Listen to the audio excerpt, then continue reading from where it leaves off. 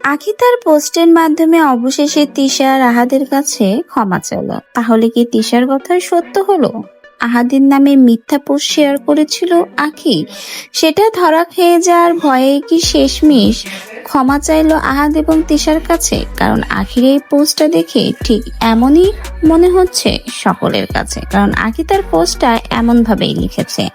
আখি তার সেই পোস্টে লিখেছে, আজকের পর থেকে আমি আমার এক্স হাজবেন্ড আর এক্স সতীনকে নিয়ে আর কোনো পোস্ট দিব না। এতদিন যে ভুল ত্রুটি করেছি তার জন্য আমি ক্ষমা চাই। আর তিশার জন্য দোয়া করি ভালো থাকুক আলিশাকে নিয়ে। আজকের পর থেকে আর কোনো পোস্ট তাদের নিয়ে করব না।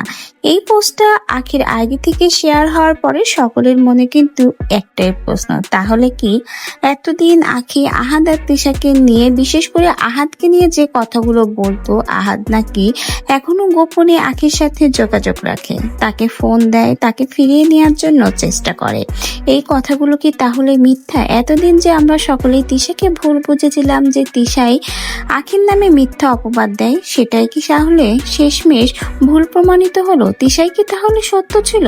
তিশা যে এতদিন বলতো আহাদ আর আখির দিকে ফিরেও তাকায় না, সেই কথাটাই কি সত্য হলো? না, আখির এই মিথ্যা পোস্টটা ধরা খাওয়ার ভয়েই নাকি শেষমেশ সত্য স্বীকার করলো।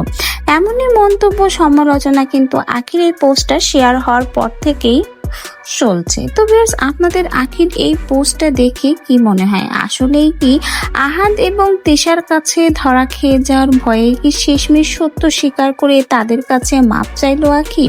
তাই তো আখি তার পোস্টের মাধ্যমে এবার সরাসরি জানিয়ে দিল আর কখনো তার প্রাক্তন স্বামী বা তার সতীন তিশাকে নিয়ে কোনো রকমের কথা বলবে না আখি।